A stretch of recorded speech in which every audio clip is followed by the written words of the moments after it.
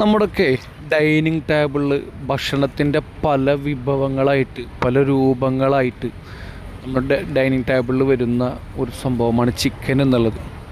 അത് സാധാരണക്കാർ മുതൽ എത്ര വലിയ VIP കളാണെന്നുണ്ടെങ്കിലും അവരുടെയൊക്കെ ഭക്ഷണത്തിൽ ഉണ്ടാകുന്ന ഒരു സംഭവമാണ് ചിക്കൻ എന്നുള്ളത്. നമുക്ക് ഒഴിച്ചുകൂടാൻ പറ്റാത്തൊരു സംഭവമാണ്. ആദ്യമൊക്കെ എന്ന് പറഞ്ഞു കഴിഞ്ഞാൽ വിശേഷ ദിവസങ്ങളിൽ വാങ്ങി കഴിച്ചിരുന്ന സംഭവമാണ്. ഇപ്പം അത് ദിവസം വാങ്ങി കഴിക്കുന്ന രീതിയിലേക്ക് ചിക്കനൊക്കെ മാറിക്കഴിഞ്ഞിരിക്കുന്നു.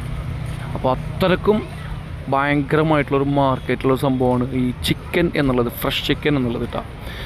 അപ്പോൾ നമുക്ക് ഇന്ന് നമ്മൾ സംസാരിക്കാൻ പോകുന്നത് എങ്ങനെയാണ് നമുക്കൊരു ഫ്രഷ് ചിക്കൻ ഷോപ്പ് എന്ന് വെച്ച് കഴിഞ്ഞാൽ ചിക്കൻ ബിസിനസ് എങ്ങനെ നമുക്ക് സ്റ്റാർട്ട് ചെയ്യാം, എന്താണ് അതിൻ്റെ കാര്യങ്ങൾ, അതിൻ്റെ ലൈസൻസ്, അതിൻ്റെ പ്രോഫിറ്റും കാര്യങ്ങളൊക്കെ എങ്ങനെയാണ്. അപ്പോൾ അതിനെക്കുറിച്ചാണ് നമ്മളിന്ന് സംസാരിക്കാൻ പോകുന്നത്. തീർച്ചയായിട്ടും വീഡിയോ സ്കിപ്പ് ചെയ്യാതെ മുഴുവനായിട്ട് കാണാം. ഇപ്പോൾ എന്തെങ്കിലും ബിസിനസ് ചെയ്യാൻ ചെറിയ മുതൽ മുടക്കിൽ നിങ്ങൾക്കൊരു ബിസിനസ് ചെയ്യാൻ ആഗ്രഹം ഉണ്ടെന്നുണ്ടെങ്കിൽ തീർച്ചയായിട്ടും നിങ്ങൾക്ക് ഈ വീഡിയോ ഉപകാരമാവും എന്ന് വിശ്വസിക്കുന്നു. അതോടൊപ്പം തന്നെ നിങ്ങൾ സബ്സ്ക്രൈബ് ചെയ്യുക, ലൈക്ക് ചെയ്യുക, ഷെയർ ചെയ്യുക, കമൻറ്റ് ചെയ്യുക. അപ്പോൾ നമുക്ക് നേരെ വീഡിയോയിലോട്ട് പോകാം. This is Iqbal Husu. Welcome back to my new video.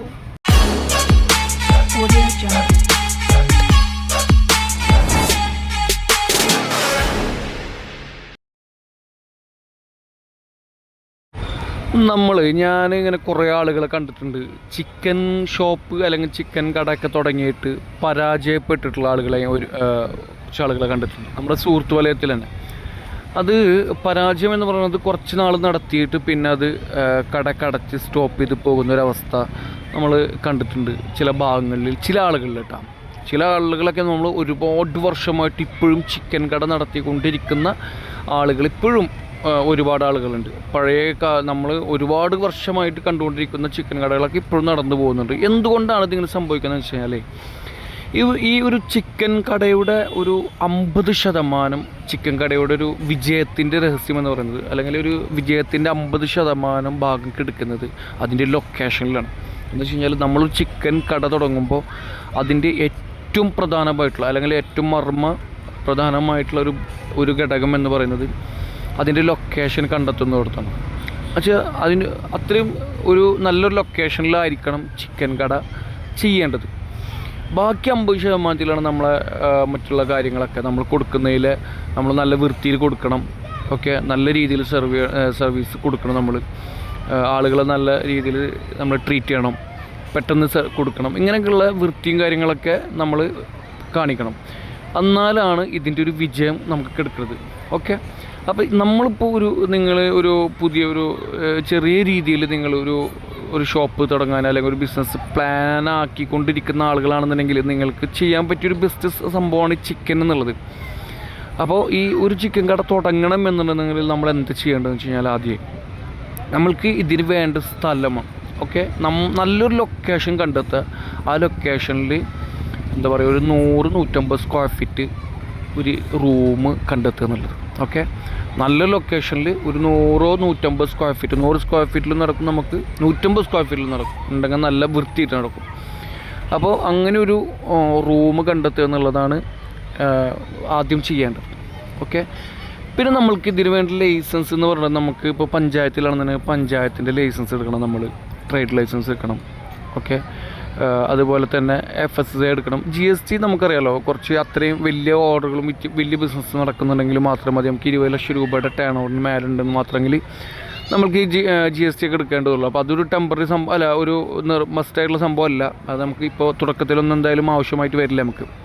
Okay, പിന്നെ നമ്മൾ ചെയ്യേണ്ടതെന്ന് പറഞ്ഞു കഴിഞ്ഞാൽ നമ്മൾക്ക് ഇതിൻ്റെ ഉള്ളിലേക്ക് വേണ്ട എക്യുപ്മെൻറ്റ്സ് എന്ന് നമുക്കറിയാലോ. ഒരു കട്ടിങ് വുഡ് കണ്ടില്ല നമ്മൾ, അതിൻ്റെ കട്ടിങ് ടേബിൾ എന്നൊക്കെ എന്താ പറയുക, മരത്തിൻ്റെ അതൊരു സംഭവം ചെയ്യണം. കത്തികൾ, അതിൻ്റേതായിട്ടുള്ള നൈഫുകൾ മേടിക്കണം. പിന്നെ അതേപോലെ അതിനെ കുറച്ച് നല്ല വൃത്തിയിൽ അതിനെ സൂക്ഷിക്കാൻ വേണ്ടി നമ്മൾ ടൈലും കാര്യങ്ങളൊക്കെ താഴത്ത് ഉണ്ടെന്നുള്ളത് ഉറപ്പ് വരുത്തണം.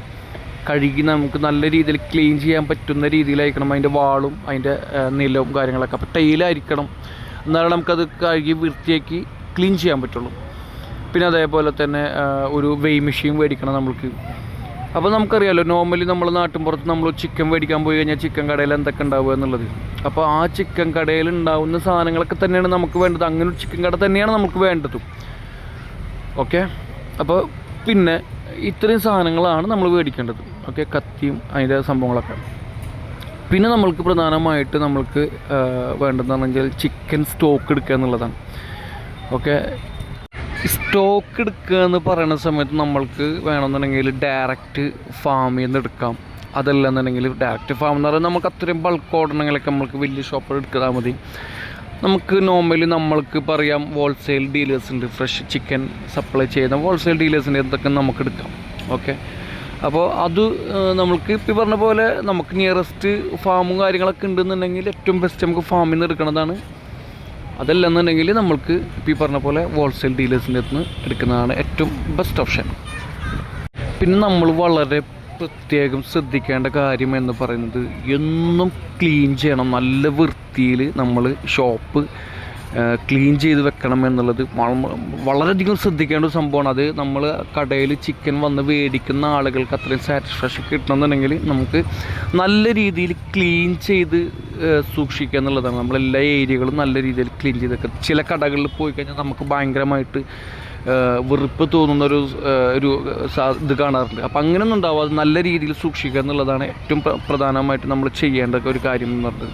പിന്നെ ഇതിന് നമുക്കറിയാം, ഈ ചിക്കൻ എന്ന് പറയുന്നത് പ്രത്യേകമായിട്ട് ഒരു സീസൺ ഇല്ലാത്ത സംഭവമാണ്. എന്നും സീസണാണ്, എന്നും ഡിമാൻഡുള്ള സംഭവമാണ്.